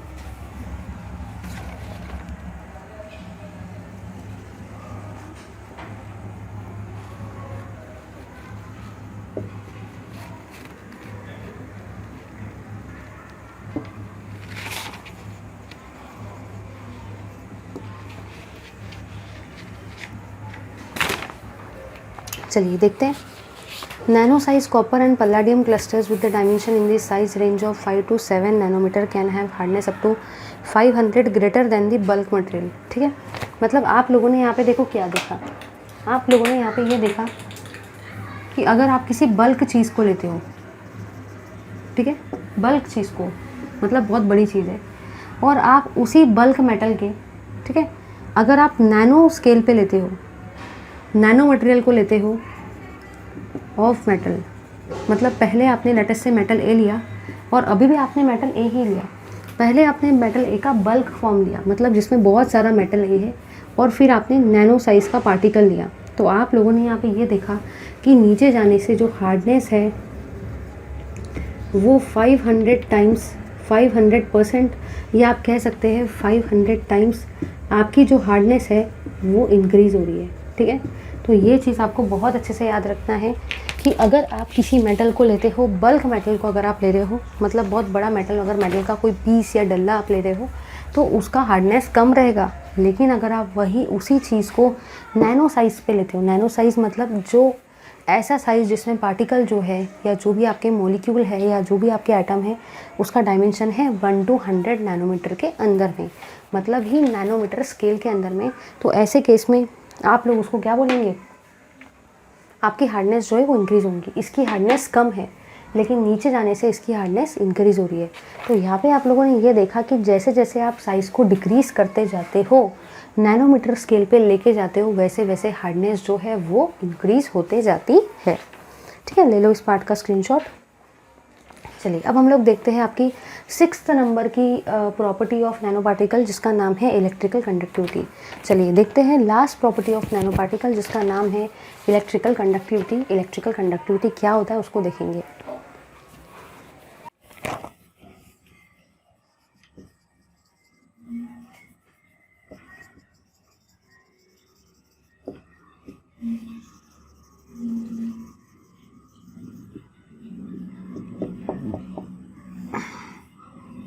चलिए देखते हैं इलेक्ट्रिकल कंडक्टिविटी क्या कहता है। Electrical conductivity is observe to change at nano scale. Carbon nanotube can act as a conductor और सेमी कंडक्टर इन बिहेवियर। तो आप लोगों ने यहाँ पे ये देखा कि जब आप किसी मेटल को लेते हो बल्क फॉर्म में और आप लेते हो उसका ये नैनो पार्टिकल का साइज, ये हुआ बल्क फॉर्म और ये हुआ नैनो पार्टिकल का साइज। तो नैनो पार्टिकल अगर आप किसी मेटल का ले रहे हो तो आप लोगों ने यहाँ पे ये देखा कि जो भी इलेक्ट्रिकल कंडक्टिविटी होती है वो भी इंक्रीज होती है। जैसे कि कार्बन नैनोट्यूब उसका सबसे बढ़िया एग्जाम्पल है। ठीक है, चलिए एक बार रिवाइज कर लेते हैं। आप लोगों ने यहाँ पे ये देखा कि जैसे जैसे आप पार्टिकल का साइज डिक्रीज करते जाते हो, मतलब किसी भी पार्टिकल को अगर आप नैनोमीटर स्केल पे लेके जाते हो तो उसकी हार्डनेस 500 टाइम्स बढ़ती है। ठीक है, उसका मेल्टिंग पॉइंट डिक्रीज होता है, उसकी इलेक्ट्रिकल कंडक्टिविटी इंक्रीज होती है, उसका सरफेस एरिया इंक्रीज होता है, उसका टोटल वॉल्यूम सेम रहता है, उसकी कैटालिटिक एक्टिविटी इंक्रीज होती है और उसका कलर भी चेंज होता है। ठीक है, तो चलिए अब हम लोगों ने सारी की सारी प्रॉपर्टीज़ तो देख ली नैनो मटेरियल की। अब हम लोग डिस्कस करने वाले कि बेसिकली ये नैनो मटेरियल को कैसे क्या हम लोग सिंथेसाइज करेंगे। तो हमारे पास फ़िलहाल तो टोटल 3 टाइप की मेथड है जिससे हम लोग नैनो मटेरियल को सिंथेसाइज कर सकते हैं। वैसे तो बहुत सारी अलग अलग मेथड है, लेकिन अपने सिलेबस में 12th स्टैंडर्ड के 3 ही मेथड है। पहला है टॉप डाउन अप्रोच, सेकेंड है बॉटम अप अप्रोच और थर्ड है आपका वेट एंड जेल और सोल जेल मेथड। चलिए देखते हैं। चलिए अब हम लोग देखते हैं सिंथेसिस ऑफ नैनो पार्टिकल को। प्रॉपर्टीज तो सारे डिस्कस हो गई।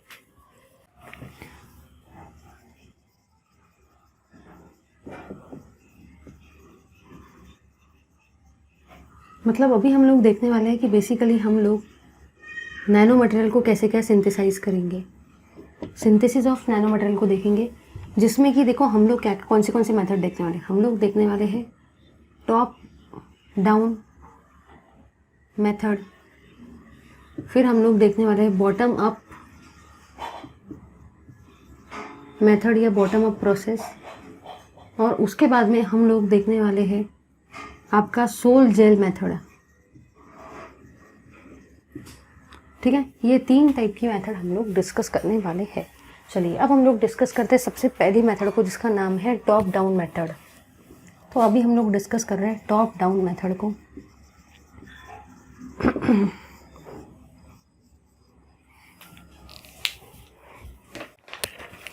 चलिए देखते हैं बेसिकली कि टॉप डाउन मेथड क्या कहता है। यहाँ पे आप लोगों ने देखो क्या देखा कि आप लोग सबसे पहले किसी भी बल्क मटेरियल को लेंगे। एक सेकेंड,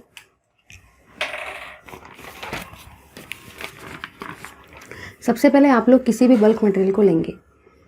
ठीक है, अब ये जो बल्क मटेरियल है ना, इसको छोटे छोटे पीसेस में तोड़ेंगे। मतलब बल्क मटेरियल को मैंने छोटे छोटे पीसेस में तोड़ा, उसके बाद में फिर आप इससे बनाएंगे नैनो मटेरियल।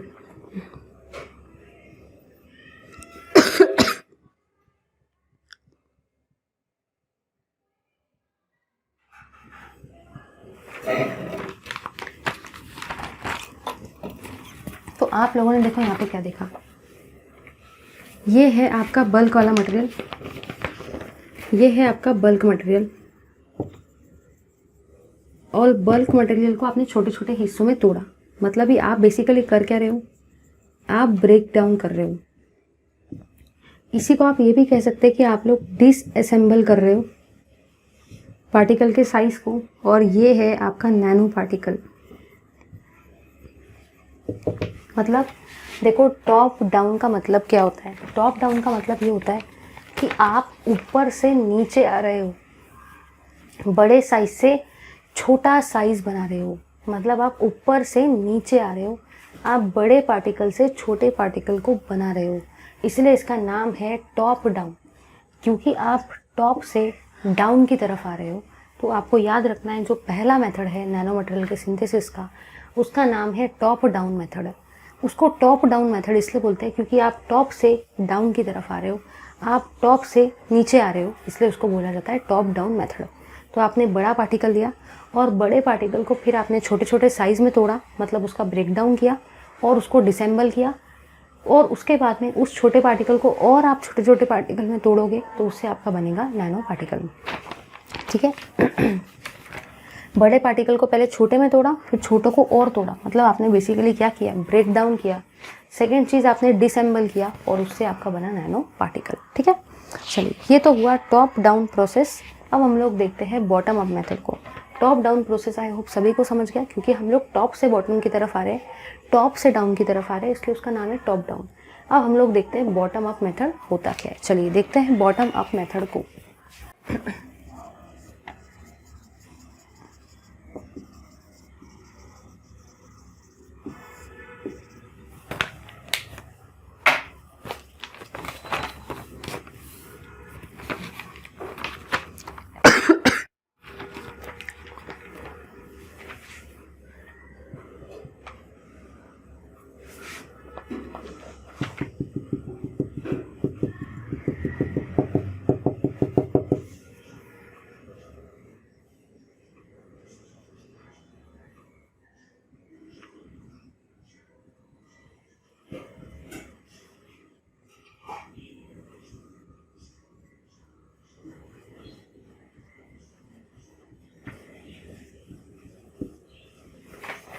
ठीक है, ज़रा इधर देखना, ये है आपका मॉलिक्यूलर कंपोनेंट, इसको बोलते हैं मॉलिक्यूलर कंपोनेंट,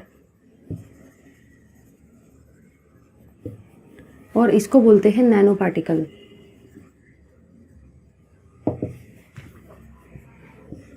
ठीक है, यहाँ पे आप मॉलिक्यूलर कंपोनेंट से नैनो पार्टिकल को बना रहे हो, मतलब बेसिकली आप लोग कर क्या रहे हो, आप लोग कर रहे हो असेंबल। असेंबल का मतलब ही होता है जॉइनिंग ऑफ पार्टिकल। और आप लोग ये जो जॉइनिंग कर रहे हो ना, ये जॉइनिंग देखो कैसे कर रहे हो, ये जॉइनिंग आप लोग कर रहे हो एटम बाय एटम और क्लस्टर बाय क्लस्टर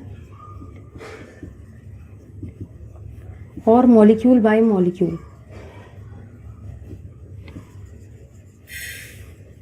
ठीक है, तो अगर आप ध्यान देते हो तो आप लोगों ने देखो यहाँ पे क्या इमेजिन किया, इसका नाम है बॉटम अप, मतलब आप नीचे से ऊपर की तरफ जा रहे हो, मतलब आप बॉटम से ऊपर की तरफ जा रहे हो, आप अप की तरफ जा रहे हो, इसलिए इस मेथड का नाम क्या है, बॉटम अप मेथड।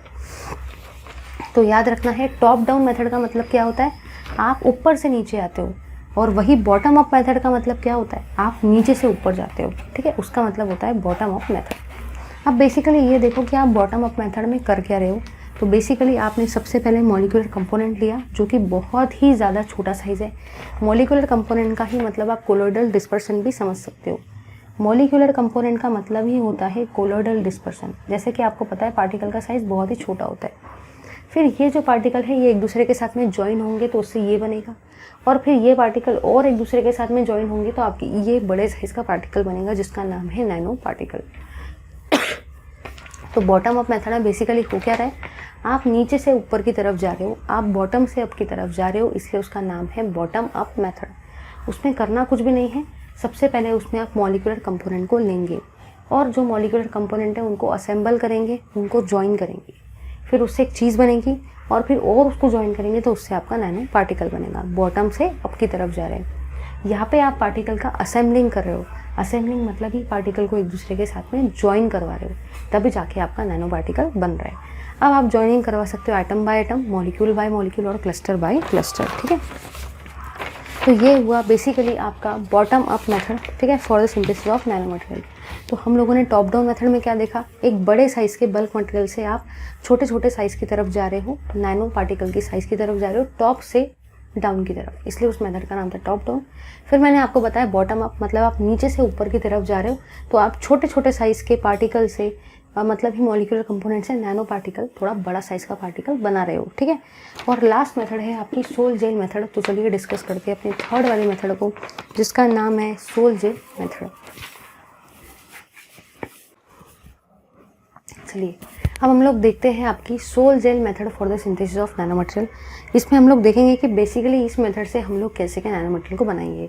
ये भी मैंने आपको नोट्स के फॉर्म में दे दिया है, ज़्यादा टेंशन लेने की ज़रूरत नहीं है। ये बेसिकली मैंने यहाँ पे कुछ लिखा है। चलिए देखते हैं इसको। सबसे पहले तो आपको यहाँ पे याद रखना है कि हम लोग प्री कर्सर ले रहे हैं।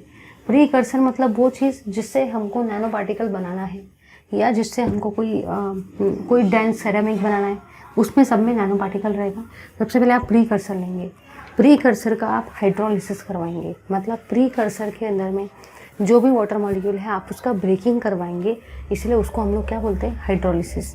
तो जब आप प्रीकर्सर का हाइड्रोलिसिस करवाते हो तो उससे आपको मिलेगा स्टेबल सॉल्यूशन ऑफ अल्कोक्साइड और सॉल्वेटेड मेटल प्रीकर्सर। क्योंकि ये जो प्रीकर्सर आप ले रहे हो ना, तो बेसिकली ये है आपका मेटल का प्रीकर्सर। आपको बहुत अच्छे से याद रखना है कि जो प्रीकर्सर आप स्टार्टिंग में ले रहे हो वो आपके मेटल का प्रीकर्सर है। प्रीकर्सर मतलब स्टार्टिंग वाला मटेरियल जो आपने मेटल का लिया है, जिससे आपको कोई चीज़ बनाना है in the eight nanometre scale size particle. आप उसका हाइड्रोलिसिस करवाएंगे। तो जब आप इस प्रीकर्सर का हाइड्रोलिसिस करवाएंगे तो उससे आपको मिलेगा स्टेबल सॉल्यूशन ऑफ अल्कोक्साइड, उसी को आप लोग बोलते हो सॉल्वेटेड मेटल प्रीकर्सर। मतलब यहाँ पे आपको जो मेटल का प्रीकर्सर है वो सॉल्वेटेड फॉर्म में मिलेगा। फिर आप इसका करवाएंगे पॉलीकंडेंसेशन। पॉलीकंडेंसेशन मतलब बेसिकली कंडेंसेशन रिएक्शन करवाएंगे बहुत सारे मॉलिक्यूल्स की, पॉली मॉलिक्यूल्स की, इसलिए आपने इसको लिखा पॉलीकंडेंसेशन। तो पहले आपने प्रीकर्सर लिया मेटल का और उससे क्या बनाया, सॉल्वेटेड प्रीकर्सर हाइड्रोलिसिस करवा के। उसके बाद में आप करवा रहे हो उसका पॉलीकंडेंसेशन, और पॉलीकंडेंसेशन के बाद में पॉलीकंडेंसेशन प्रोसेस को ही आप लोग जिलेशन भी बोलते हो। जिलेशन एक ऐसी प्रोसेस जिसमें आपके जेल का फॉर्मेशन होता है, उस प्रोसेस को हम लोग जिलेशन बोलते हैं। बेसिकली यहाँ पे जो आपका जेल बन रहा है उसका आप जेल ऑक्साइड भी बोल सकते हो या तो आप उसको जेल भी बोल सकते हो। तो ये आपको देखो कैसा स्टिकी फॉर्म में दिख रहा है। अगर आप लोगों ने कभी जेल को देखा होगा तो जैसे मलम होता है वो भी एक जेल है। अगर आप हेयर कंडीशनर देखते हो तो वो भी एक जेल के फॉर्म में होता है। अगर आप फेस वॉश देखते हो तो वो भी जेल के फॉर्म में होता है। तो जेल जो होता है वो थोड़ा सा स्टिकी नेचर का होता है। देखा होगा ना, ऐसे निकालते हैं, फेस वॉश को देखा होगा तो वो जेल फॉर्म में आता है। तो बेसिकली ये जो आपका सॉलिडेड मेटल का प्रीकर्सर है, आप इसका जिलेशन करवाएंगे। जिलेशन एक ऐसी प्रोसेस जिसमें आप जेल को फॉर्म करते हो, उसको जिलेशन बोलते हैं। इसी को आप पॉलीकंडेंसेशन भी बोलते हो। इससे अल्कोहल ब्रिज नेटवर्क टाइप का डेवलप होगा। फिर आप इस जेल को, मतलब इस जेल के ऑक्साइड को ड्राई करवाएंगे।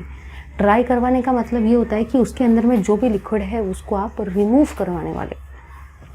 तो जो भी इस जेल के ऑक्साइड में या जो भी इस जेल के अंदर में आपका अल्कोहल ब्रिज नेटवर्क है, बेसिकली आप उसका ड्राइंग करवाएंगे। ड्राई करवाना मतलब ही उसमें से वोलाटाइल लिक्विड को, ऐसे लिक्विड जो इवापोरेट हो जाते हैं, मतलब ही वोलाटाइल लिक्विड को आप रिमूव करेंगे। और जब आप इस जेल में से वोलाटाइल लिक्विड को रिमूव करेंगे तो अब ये जो जेल है इससे आपका बनेगा एरोजेल। ठीक है, तो याद रखना है, पहले प्रीकर्सर लिया मेटल का, फिर हाइड्रोलिसिस करवाया तो उससे बना सॉल्वेटेड मेटल प्रीकर्सर। फिर आपने उसका पॉलीकंडेंसेशन करवाया, मतलब ही जिलेशन करवाया, मतलब ही जेल को फॉर्म करवाया, या तो आप उसको जेल ऑक्साइड भी बोल सकते हो। फिर आप उसका ड्राइंग करवाने वाले हो। ड्राइंग करवाने का मतलब ये होता है आप उसमें से वोलाटाइल लिक्विड को रिमूव कर देंगे, तो आपका उससे क्या बनेगा, एरोजेल। एरोजेल को आप और ड्राई करेंगे, या तो आप इसी जेल को एजिंग करेंगे। एजिंग मतलब ही आप उसको एक सॉलिड मास में ट्रांसफॉर्म करने की कोशिश करेंगे। याद रखना, एजिंग मतलब ही होता है आप किसी चीज़ को सॉलिड मास में कन्वर्ट कर रहे हो तो उसको हम लोग एजिंग बोलते हैं। फिर आप इसको सॉलिड मास में कन्वर्ट करेंगे, इसको आपने और ड्राई कर दिया तो ये सॉलिड मास में कन्वर्ट हो गया, और इसको बोला जाता है ज़ेरो जेल। मतलब पहले आपने जेल बनाया, जेल से आपने बनाया ज़ेरो जेल, सॉरी एरोजेल, एरोजेल से आपने बनाया ज़ेरो जेल। अब ज़ेरो जेल जो है फिर आप उसको डेंस सिरामिक के फॉर्म में यूज़ कर सकते हो किसी कंटेनर में डाल के। सभी को समझ में आया? तो ये होती है आपकी सोल जेल मेथड। तो मैंने आपको अभी 3 मेथड बताई अलग अलग, जिसमें हम लोग नैनो मटेरियल को सिंथेसाइज कर सकते हैं। पहले थी आपकी टॉप डाउन, सेकंड थी बॉटम अप, और थर्ड थी आपकी सोल जेल मेथड। तो ये रही आपकी सोल जेल मेथड, जिसकी हेल्प से अभी अगर आप देखते हो तो आपके तीनों के तीनों मेथड जो आपके सिलेबस में थी for the synthesis of nano particle और nano material that we have discuss. ले लो इस पार्ट का स्क्रीनशॉट। हो सके तो इस चीज़ को बुक से मत पढ़ो, क्योंकि बुक में बराबर तरीके से नहीं दिया। मैंने वो स्टेप के साथ में यहाँ पे बुक में नीचे कुछ दिया ही नहीं है क्या फॉर्म हो रहा है, बट मैंने वो भी मेंशन करवाया। बुक में यहाँ पे प्रोसेस का नाम भी नहीं है, बट मैंने वो भी मेंशन करवाया। ठीक है, इसलिए इस पार्ट का स्क्रीनशॉट ले लो। अब मेरी आप सभी से रिक्वेस्ट है कि आप सारे के सारे आ जाओ पेज नंबर 348 पर। पेज नंबर 348 पर जो चार्ट दे रखा है ना, उसको हम लोग अभी थोड़ा सा डिस्कस करते हैं। चलिए करते हैं पेज नंबर 348 के चार्ट को डिस्कस। मतलब ये वाले टेबल को हम डिस्कस कर रहे हैं, जो कि है टेबल 16.1। आपको याद रखना है जो भी यूवी स्पेक्ट्रोस्कोपी होता है, जिसको हम लोग यूवी विजिबल स्पेक्ट्रोस्कोपी भी कहते हैं, वो हम लोग एक ऐसी टेक्निक है जो हम लोग स्टडी करते हैं यूवी विजिबल स्पेक्ट्रोफोटोमीटर से। तो याद रखना है कि जो यूवी विजिबल स्पेक्ट्रोस्कोपी है उसको हम लोग स्टडी करते हैं यूजिंग यूवी विजिबल स्पेक्ट्रोफोटोमीटर, और वो आपको इन्फॉर्मेशन देता है regarding the formation of nano particles and confirmation of nano particle. ठीक है, चलिए आगे देखते हैं। नेक्स्ट है आपका एक्सआरडी। एक्सआरडी का मतलब ही होता है एक्सरे डिफ्रैक्शन। ये एक ऐसी टेक्निक है जिसको आप स्टडी करते हो यूजिंग एक्सरे डिफ्रैक्टोमीटर। तो इंस्ट्रूमेंट का नाम क्या है? एक्सरे डिफ्रैक्टोमीटर, जिससे आप लोग क्या स्टडी करते हो? एक्सरे डिफ्रैक्शन को, और ये आपको इन्फॉर्मेशन देता है about particle size, crystal structure and geometry. ठीक है, चलिए आगे देखते हैं। पार्टिकल का साइज़ कैसा है, क्रिस्टल का स्ट्रक्चर कैसा है, ज्योमेट्री कैसी है, वो आपको एक्सआरडी बताएगा। फिर आगे है स्कैनिंग इलेक्ट्रॉन माइक्रोस्कोपी। याद रखना है SEM जो होता है उसका मतलब होता है scanning electron microscopy. Scanning electron microscopy, scanning electron microscopy जो होता है वो आपको सरफेस मॉर्फोलॉजी के बारे में, मतलब जो नैनो पार्टिकल बना है उसका सरफेस का नेचर कैसा है, मतलब ही उसकी सरफेस मॉर्फोलॉजी कैसी है, वो आपको बताता है आपका SEM, मतलब ही स्कैनिंग इलेक्ट्रॉन माइक्रोस्कोपी। फिर SEM के बाद में है TEM मतलब ही ट्रांसमिशन इलेक्ट्रॉन माइक्रोस्कोपी, जो आपको बताता है पार्टिकल साइज़ के बारे में। उसके बाद में है फोरियर ट्रांसफॉर्म इंफ्रारेड स्पेक्ट्रोस्कोपी, मतलब ही FTIR, जो हम लोग स्टडी करते हैं यूजिंग FTIR स्पेक्ट्रोफोटोमीटर, मतलब ही फोरियर ट्रांसफॉर्म इंफ्रारेड स्पेक्ट्रोफोटोमीटर, जो आपको इन्फॉर्मेशन देता है about the absorption of functional group binding nature. ठीक है, चलिए अब आगे बढ़ते हैं। फिर अगर मैं बात करती हूँ basically applications of nano materials की और उसके कुछ एडवांटेजेस और डिसएडवांटेजेस की, चलिए डिस्कस करते हैं। नैनो केमिस्ट्री जो है उसने कंट्रीब्यूट किया है number of innovative method in various disciplines because of their unique physical, chemical, optical, structural, catalytic property. Nano particle की बहुत ज़्यादा यूनिक मतलब काफ़ी अच्छी प्रॉपर्टीज़ है जो बाकी मटेरियल नहीं दिखाते, इसलिए हम लोग उसको यूनिक बोलते हैं। Physical property, chemical, optical, structural, catalytic, और अपन ने सभी अभी प्रॉपर्टीज़ को डिस्कस किया। पहली प्रॉपर्टी ये है कि nano particle can contribute to stronger, lighter and cleaner and smarter surfaces. ठीक है, बेसिकली हम लोग नैनो पार्टिकल का यूज़ करते हैं स्क्रैच प्रूफ ग्लासेस में। अगर आप ध्यान से देखते हो तो अभी के जो आई ग्लासेस है, पुराने ज़माने के आई ग्लासेस अलग थे और अभी के जो आई ग्लासेस है वो स्क्रैच प्रूफ है, मतलब आप अगर उस पर स्क्रैच भी आ गई तो वो स्क्रैच दिखती नहीं है। रीज़न ये है कि वो ग्लासेस को बनाने के लिए नैनो पार्टिकल का यूज़ किया है। ट्रांसपोर्ट करवाने के लिए, सनस्क्रीन करवाने के लिए, ये सारी चीज़ों में हम लोग नैनो पार्टिकल का यूज़ करते हैं। तो बहुत सारी स्मार्टर चीज़ों को इन्वेंट करने के लिए, जैसे कि सनस्क्रीन बनाने के लिए भी नैनो पार्टिकल का यूज़ किया जाता है। स्क्रैच प्रूफ आई के ग्लासेस जो है उसमें भी नैनो पार्टिकल का भी यूज़ किया जाता है। Nano particle are used in electronic devices. जो भी आपके इलेक्ट्रॉनिक डिवाइसेस है जैसे कि magneto resistive random access memory, जैसे आप लोगों ने सुना होगा ना random access memory, read only memory है ना, रैम, रोम, तो वैसे एम रैम है। एम रैम जो है वो है magneto resistive random access memory, इसको बनाने के लिए भी नैनो पार्टिकल का यूज़ किया जाता है। तीसरा है nano technology plays an important role in water purification technique. जैसे कि आपको पता होगा कि आजकल बहुत सारे अलग अलग वाटर प्यूरीफायर आ रहे हैं ना, पता है ना, तो वाटर प्यूरीफायर में भी हम लोग नैनो पार्टिकल का यूज़ करते हैं। और हम लोग ये भी आपको याद रखना है सिल्वर नैनो पार्टिकल का यूज़ करते हैं वाटर प्यूरीफायर में। ठीक है, self cleaning material, lotus is an, बहुत अच्छा, लोटस सबसे बढ़िया एग्जाम्पल है, क्योंकि लोटस जो होता है भले वो मडी वाटर में, मतलब ही वो कीचड़ में बनता है, कीचड़ में आपको ग्लो करता हुआ दिखेगा, लेकिन वो आसपास के मडी वाटर को क्लीन भी रखता है। तो लोटस एक सेल्फ क्लीनिंग फ्लावर हुआ क्योंकि वो आसपास के एनवायरनमेंट को खुद से क्लीन करता है। ठीक है, इन द सेम फैशन जो भी आपके नैनो पार्टिकल होते हैं वो on lotus like lotus leaves repel water which carries dirt as it, एक second, the lotus plant although grows in muddy water it leaves always appear clean, है ना। Basically वो जो अगर आप देखते हो तो लोटस का जो प्लांट है वो मडी वाटर में होता है, मडी वाटर में वो निकलता है, कीचड़ में आपका जो कमल होता है वो निकलता है।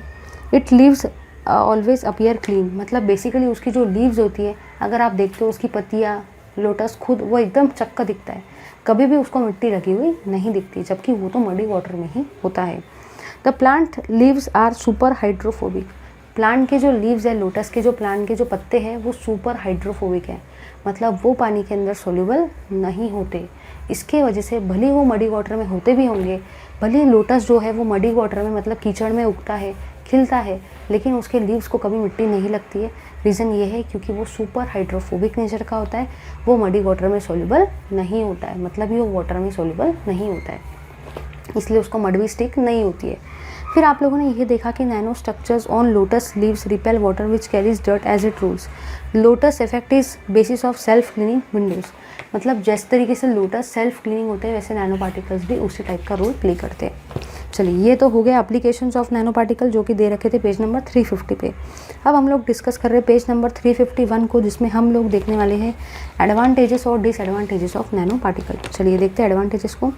Revolution in electronics and computing, मतलब बेसिकली अगर आप देखते हो तो बहुत सारी चीज़ें अगर आप देखते हो, पहले पेन ड्राइव, पहले बड़े बड़े टाइप की चीज़ें, स्टोरेज डिवाइस, पहले सीडी आया करती थी, डीवीडी था, लेकिन अब सीडी और डीवीडी नहीं है, अब आपको पेन ड्राइव देखने को मिलता है।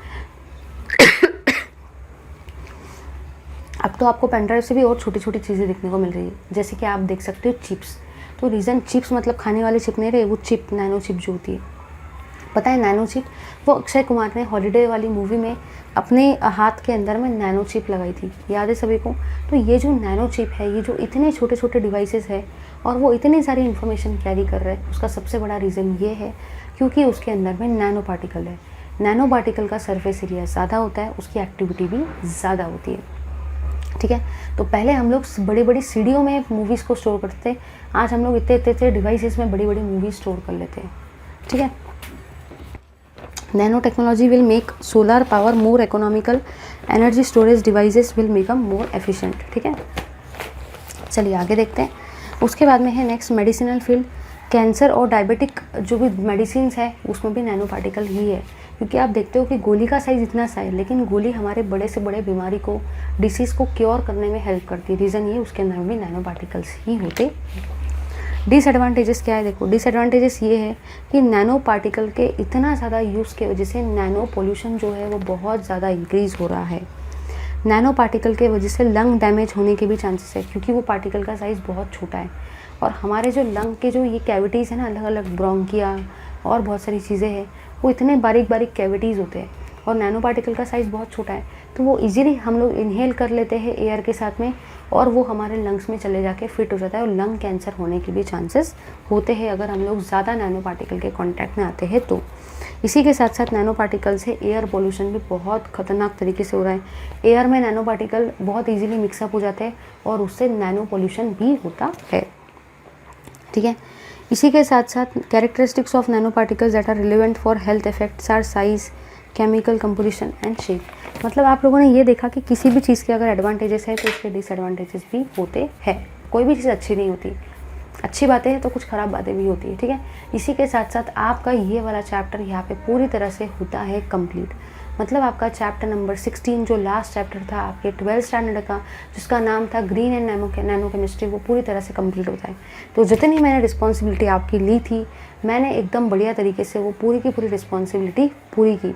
मैंने पूरा सिलेबस आपको पढ़ाया, एक भी चैप्टर या एक भी कंसेप्ट ऐसा नहीं है जो मैंने अपने वीडियो में नहीं पढ़ाया।